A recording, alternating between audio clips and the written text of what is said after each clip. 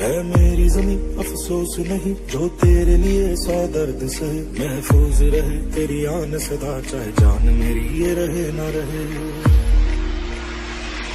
मेरी ज़मीं महबूब मेरी नस नस में तेरा इश्क बहे। फीका ना पड़े कभी रंग तेरा, जिस्मों से निकल के खून कहे।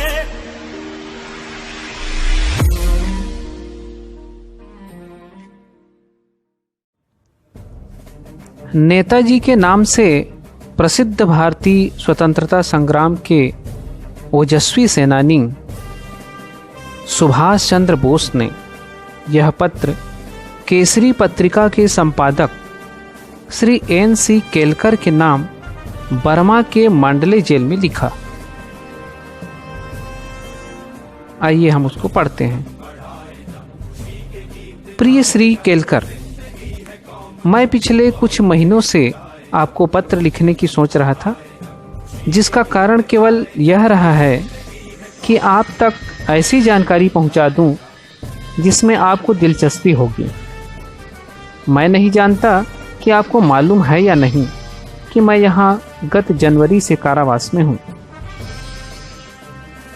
जब बरहमपुर जेल अर्थात बंगाल से मुझे मांडले जेल के लिए स्थानांतरण का आदेश मिला, तब मुझे यह स्मरण नहीं आया था कि लोकमान्य तिलक ने अपने कारावास काल का अधिकांश भाग मांडले जेल में ही गुजारा था। इस चहारदीवारी में यहाँ के बहुत ही हतोत्साहित कर देने वाले परिवेश में स्वर्गीय लोकमान्य ने अपने सुप्रसिद्ध गीता भाष्य ग्रंथ का प्रणयन किया था, जिसने मेरी नम्र राय में उन्हें शंकर और रामानुज जैसे प्रकांड भाष्यकारों की श्रेणी में स्थापित कर दिया है। जेल के जिस वार्ड में लोकमान्य रहते थे वह आज तक सुरक्षित है। यद्यपि उसमें फेरबदल किया गया है और उसे बड़ा बनाया गया है। हमारे अपने जेल के वार्ड की तरह वह लकड़ी के तख्तों से बना है, जिसमें गर्मी में लू और धूप से, वर्षा में पानी से, शीत ऋतु में सर्दी से और सभी ऋतुओं में धूल भरी हवाओं से बचाव नहीं हो पाता। मेरे यहाँ पहुँचने के कुछ ही क्षण बाद मुझे उस वार्ड का परिचय दिया गया।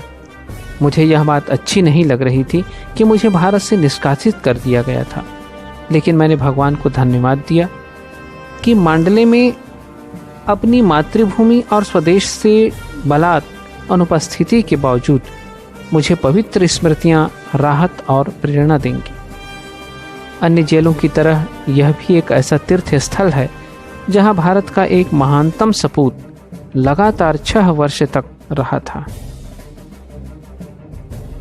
हम जानते हैं कि लोकमान्य ने कारावास में 6 वर्ष बिताए, लेकिन मुझे विश्वास है कि बहुत कम लोगों को यह पता होगा कि उस अवधि में उन्हें किस हद तक शारीरिक और मानसिक यंत्रणाओं से गुजरना पड़ा था।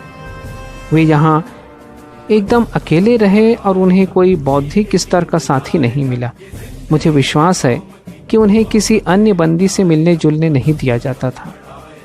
उनको सांत्वना देने वाली एकमात्र वस्तु किताबें थीं और वे एक कमरे में एकदम एकाकी रहते थे।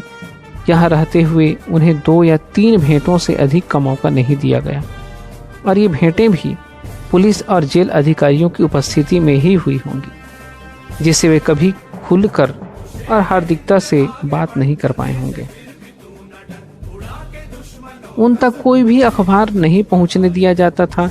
उनकी जैसी प्रतिष्ठा और स्थिति वाले नेता को बाहरी दुनिया के घटना चक्रों से एकदम अलग कर देना एक तरह की यंत्रणा ही है, और इस यंत्रणा को जिसने भुगता है वही जान सकता है।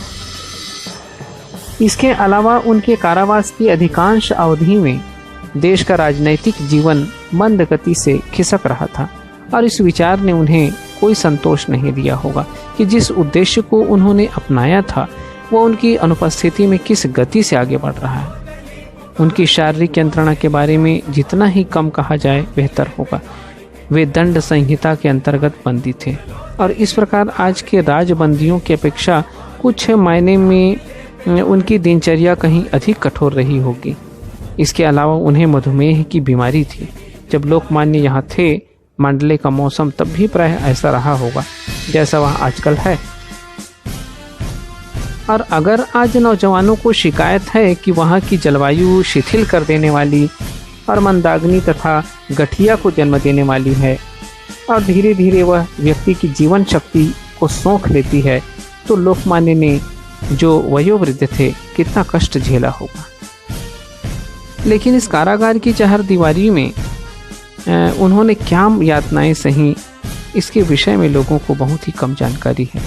कितने लोगों को पता होता है उन अनेक छोटी छोटी बातों का जो किसी बंदी के जीवन में सुइयों की सी चुभन बन जाती है और जीवन को दूभर बना देती है। वे गीता की भावना में मग्न रहते थे और शायद इसलिए दुख और यंत्रणाओं से ऊपर रहते थे। यही कारण है कि उन्होंने उन यंत्रणाओं के बारे में कभी किसी से एक शब्द नहीं कहा। समय समय पर मैं इस सोच में डूबता रहता हूँ कि कैसे लोकमान्य को अपने बहुमूल्य जीवन के 6 लंबे वर्ष इन परिस्थितियों में बिताने के लिए विवश होना पड़ा था। हर बार मैंने अपने आप से पूछा, अगर नौजवानों को इतना कष्ट महसूस होता है तो महान लोकमान्य को अपने समय में कितनी पीड़ा सहनी पड़ी होगी, जिसके विषय में उनके देशवासियों को कुछ भी पता नहीं रहा होगा। यह विश्व भगवान की कृति है, लेकिन जेलें मानव के कृतित्व की निशानी है। उनकी अपनी एक अलग ही दुनिया है और सभ्य समाज ने जिन विचारों और संस्कारों को प्रतिबद्ध होकर स्वीकार किया है वे जेलों में लागू नहीं होते। अपनी आत्मा के ह्रास के बिना बंदी जीवन के प्रति अपने आप को अनुकूल बना पाना आसान नहीं है। इसके लिए हमें पिछली आदतें छोड़नी होती हैं और फिर भी स्वास्थ्य और स्फूर्ति बनाए रखनी होती है। केवल लोकमान्य जैसा दार्शनिक ही उस यंत्रणा और दास्ता के बीच मानसिक संतुलन बनाए रख सकता था और गीता भाष्य जैसे विशाल और युग निर्माणकारी ग्रंथ का प्रणयन कर सकता था। मैं जितना ही इस विषय पर चिंतन करता हूँ उतना ही ज़्यादा मैं उनके प्रति आदर और श्रद्धा में डूब जाता हूँ। आशा करता हूँ कि मेरे देशवासी लोकमान्य की महत्ता को आंकते हुए इन सभी तथ्यों को भी दृष्टिपथ में रखेंगे। जो महापुरुष मधुमेह से पीड़ित होने के बावजूद इतने सुदीर्घ कारावास को झेलता गया और जिसने उन अंधकारमय दिनों में अपनी मातृभूमि के लिए ऐसी अमूल्य भेंट तैयार की, उसे विश्व के महापुरुषों की श्रेणी में प्रथम पंक्ति में स्थान मिलना चाहिए। लेकिन लोकमान्य ने प्रकृति के जिन अटल नियमों से अपने बंदी जीवन के दौरान टक्कर ली थी, उनको अपना बदला लेना ही था। अगर मैं कहूँ तो मेरा विश्वास है कि लोकमान्य ने जब मांडले को अंतिम नमस्कार किया था तो उनके जीवन के दिन गिने चुने ही रह गए थे।